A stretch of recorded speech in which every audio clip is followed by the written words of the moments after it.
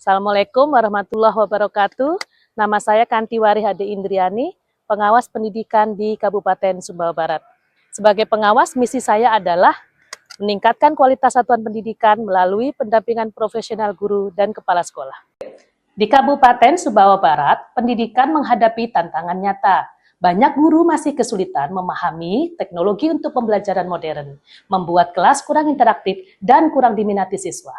Kepala sekolah juga membutuhkan penguatan dalam manajemen strategis untuk mengelola satuan pendidikan secara efektif. Sebagai pengawas, saya melihat ini sebagai peluang untuk mengubah tantangan menjadi perubahan positif melalui pendampingan profesional yang terarah dengan metode ASUR. Dengan metode ASUR ini, saya mengubah cara kami belajar dan berkembang bersama. Ini adalah cerita inspirasi kami. Metode ASUR adalah pendekatan sistematis untuk desain pembelajaran profesional dengan 6 tahapan. Kami mulai dengan Analyze Learners, yaitu mengenal kebutuhan guru dan kepala sekolah di Sumbawa Barat, yang sering menghadapi tantangan seperti keterbatasan sumber daya. Di tahap ini, saya mengadakan diskusi dan wawancara dengan guru dan kepala sekolah. Hasilnya, banyak guru mengaku kesulitan memahami teknologi untuk pembelajaran digital. Kepala sekolah merasa perlu strategi manajemen yang lebih baik. Selain itu, mereka melaporkan bahwa pembelajaran sering kurang menarik bagi siswa. Analisis ini menjadi fondasi kami untuk merancang pelatihan yang relevan, berbasis kebutuhan nyata, dan siap mengubah tantangan menjadi peluang. Setelah menganalisis kebutuhan, langkah kedua metode ASUR adalah State Objectives. Berdasarkan masukan guru dan kepala sekolah di sekolah binaan, kami menetapkan tujuan pelatihan yang jelas, meningkatkan kompetensi guru dalam menggunakan teknologi pembelajaran digital untuk menciptakan metode mengajar yang menarik bagi siswa, serta memperkuat kemampuan kepala sekolah dalam manajemen strategis. Tujuan ini dirancang spesifik, terukur, dan berorientasi pada dampak nyata, memastikan setiap pelatihan memberdayakan pendidik untuk menghadirkan pendidikan yang lebih berkualitas. Tahap berikutnya adalah Select Method, Media, and Materials. Untuk mewujudkan tujuan pelatihan, kami memilih metode interaktif seperti simulasi mengajar dan diskusi kelompok. Media yang digunakan meliputi aplikasi, presentasi, survei, kuis, hingga game interaktif, serta pemanfaatan AI. Semua materi dirancang relevan dengan kebutuhan guru dan kepala sekolah, memastikan pelatihan praktis menarik dan berdampak. Selanjutnya, tahap Utilize Media and Materials, memastikan media yang dipilih digunakan secara efektif melalui implementasi, workshop, fintech, IHT, maupun jenis pengembangan diri lainnya. Guru dan kepala sekolah aktif menggunakan media yang dipilih, menciptakan pengalaman belajar yang inovatif dan menyenangkan. Tahap kelima yaitu Required Learner Participation, mendorong guru dan kepala sekolah aktif berkontribusi. Dalam pendampingan, kami mendorong guru dan kepala sekolah untuk aktif terlibat. Mereka membuat materi ajar kreatif menggunakan berbagai aplikasi, berkompetisi seru melalui game interaktif, serta menggunakan AI untuk berbagai kepentingan.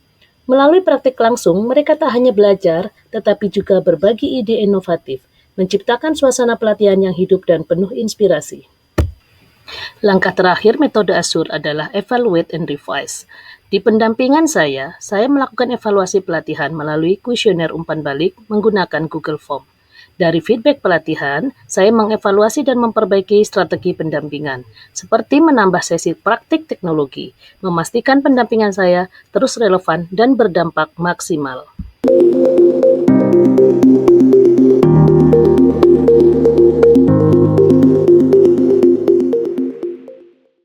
Sebagai kepala sekolah, saya mengapresiasi metode ASUR yang digunakan oleh Ibu Pengawas dalam kegiatan workshop yang kami lakukan. Ini sangat bermanfaat bagi guru-guru kami dalam meningkatkan pengetahuan dan keterampilan mereka tentang teknologi. Dan ini selaras dengan visi sekolah kami yang mengarah kepada digitalisasi. Terima kasih Bu Pengawas atas kegiatan yang diberikan sehingga peningkatan mutu pembelajaran di sekolah kami semakin meningkat. Saya ingin memberikan testimoni tentang beliau Ibu Korwil, Ibu Pengawas Sekolah, yaitu Ibu Kantiwari Ade Andriani MPD. Beliau beberapa kali menjadi narasumber dalam pelatihan atau BIMTEK di sekolah kami terkait dengan metode pembelajaran tentang beberapa hal. Yang bisa saya berikan di sini bahwa beliau menyajikan materi kepada kami, kepada teman-teman guru yang berada di sini sesuai dengan kebutuhan apa yang kami butuhkan. Beliau menyajikannya dengan sangat menarik sekali, dengan menggunakan teknologi, memanfaatkan IT yang ada, mengajarkan kepada teman-teman di sini bagaimana pemanfaatan media pembelajaran yang ada dalam IT, kemudian memberikan kami game-game yang bermanfaat bagi sekolah, dan sampai sekarang game cara pengelolaan kelas dimanfaatkan oleh teman-teman guru di sekolah dalam pembelajaran. Oleh karenanya saya ingin mengatakan kepada beliau bahwa terus dikembangkan kegiatannya itu dan selalu berbagi kepada kami. Temanya adalah tentang pengintegrasian teknologi ke dalam pembelajaran. Misalkan manfaat yang luar biasa sekali di mana kami guru-guru di SMP Tersebut mendapatkan ilmu baru. Ada beberapa aplikasi baru seperti Bluecat, misalnya anak-anak itu merasa senang, asyik pada saat mereka belajar. Sebagai guru, pelatihan Canva ini sangat membantu saya dalam membuat media pembelajaran yang menarik. Canva ternyata sangat mudah digunakan. Terima kasih saya ucapkan kepada Ibu Kanti yang selalu memberi support dalam kita belajar Canva.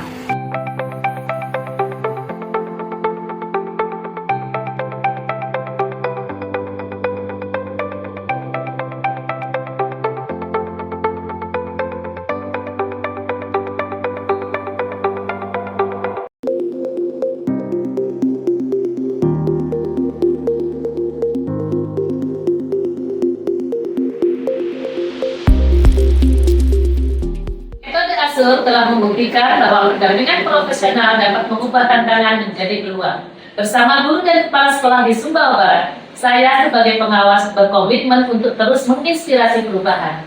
Mari kita wujudkan satuan pendidikan yang inovatif dan bermutu untuk masa depan anak-anak kita. Terima kasih kepada Dinas Dikbud Kabupaten Sumbawa Barat atas dukungannya. Bersama kita wujudkan pendidikan yang lebih baik.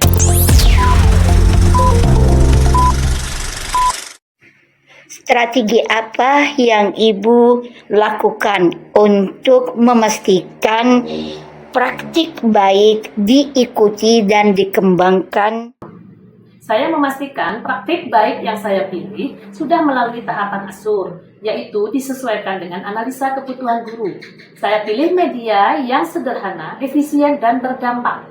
Kemudian saya uji cobakan ke kelompok kecil atau guru binaan. Selanjutnya, saya implementasikan dalam pelatihan. Saya tetap melakukan pendampingan dan pemantauan melalui WA Group. Terakhir, saya melakukan refleksi dan perbaikan dari umpan balik peserta.